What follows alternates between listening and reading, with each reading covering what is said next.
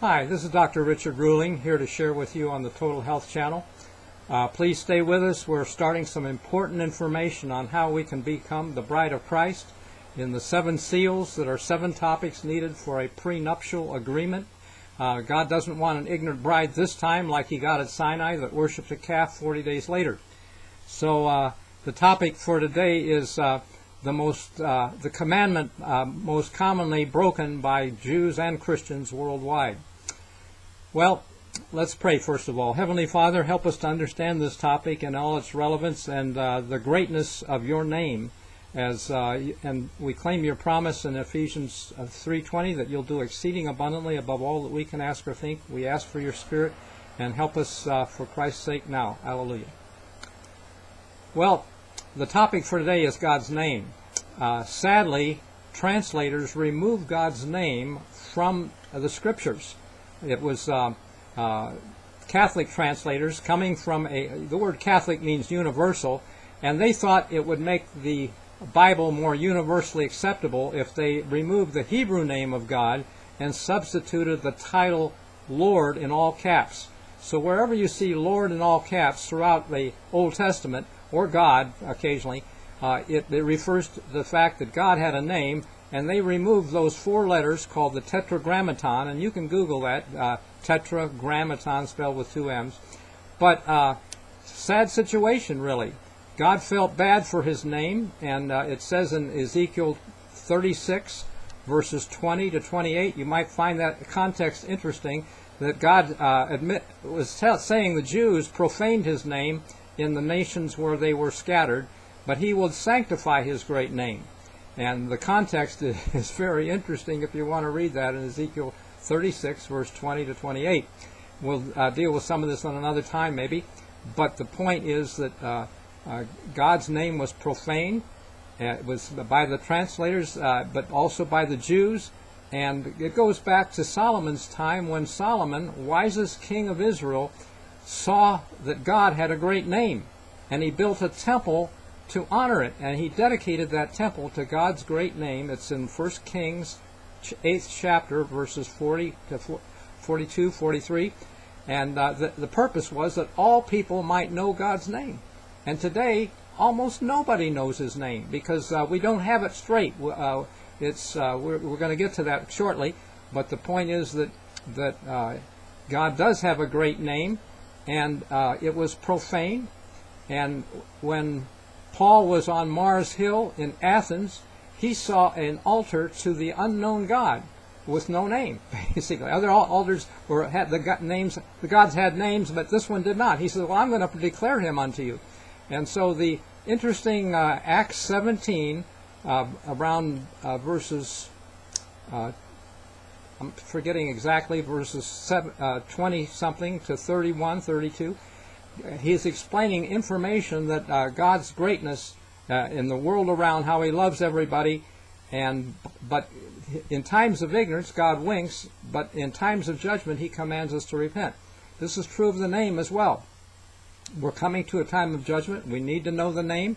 In the end time, it says in Joel 2:31 that whoever calls on God's name will be delivered.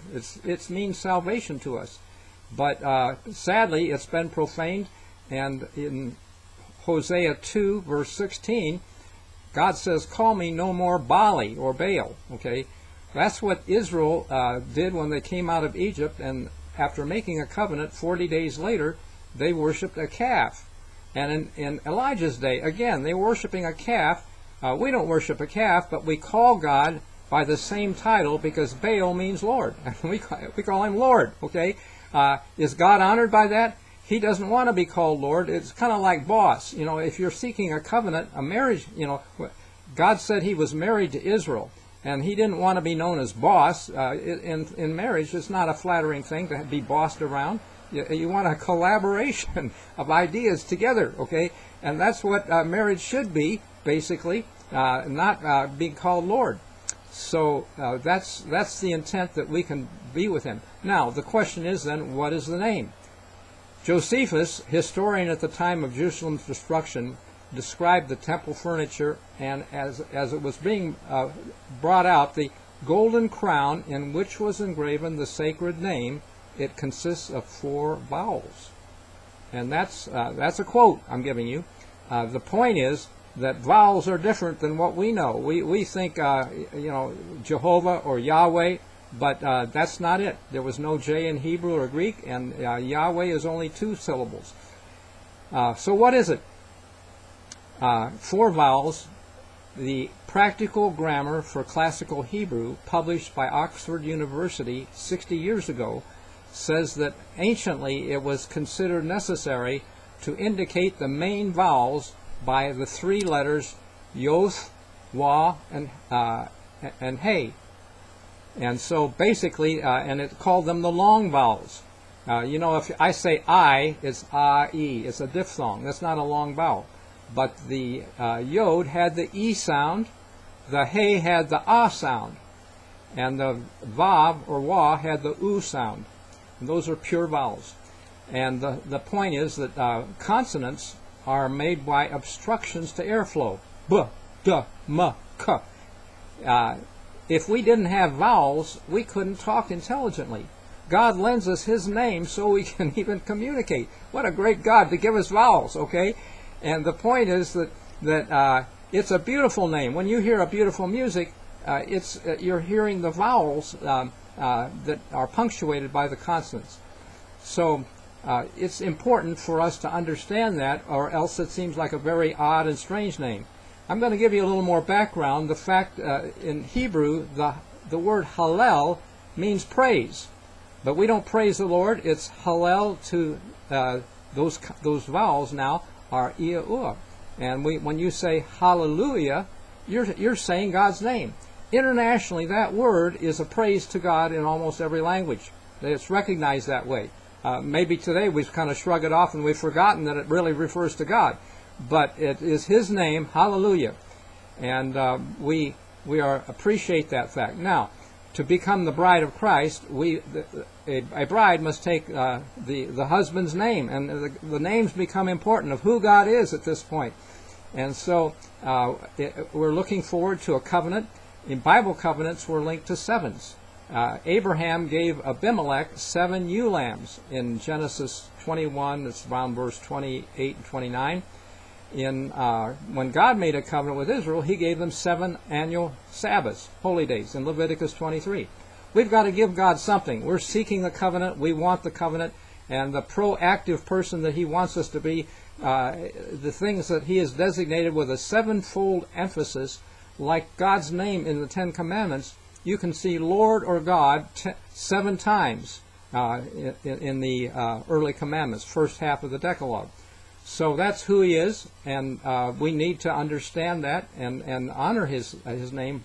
In making the covenant, we are cueing into the fact that there are 7 topics with a 7-fold emphasis that are described by the 7 seals in Revelation 6th chapter. And you see the picture of a cover there of a book that you can get on Amazon.com. If you typed in my name, Richard Ruling, on Amazon as an author, you can see that book. It's $2.99. It's about half the price of a pizza or something, but this is worth millions of dollars, in my opinion, because it's destiny. If we can make that covenant, I've made it as cheap as possible without giving it away, and you'll find a lot of books at the cheap end through $2.99 on Amazon. The point is that we can do that with the seal information, and I would encourage you to go and get it there and look at the topics. The written information will support also what I'm putting below this video in the description. I'm giving you a link to that as well as more information. So please go there, read each time the video you see it, watch it below, read it, and share it with others. This is one way to get it. We should think positively, and in a time when so many pressures and negatives start our day, why not start the day with something elevating and uplifting? The King of England could not even remain seated. He was elevated out of his seat when he heard the Hallelujah chorus from Handel's Messiah. And I put the link there so that you can start your day also with an elevating experience thinking on God's name, because in Malachi 3 verse 16 God says he will write a book of remembrance for those who think often on his name. Let's start our day that way, and let's share this information with others so they can be elevated and uplifted too. Thank you so much. God bless you.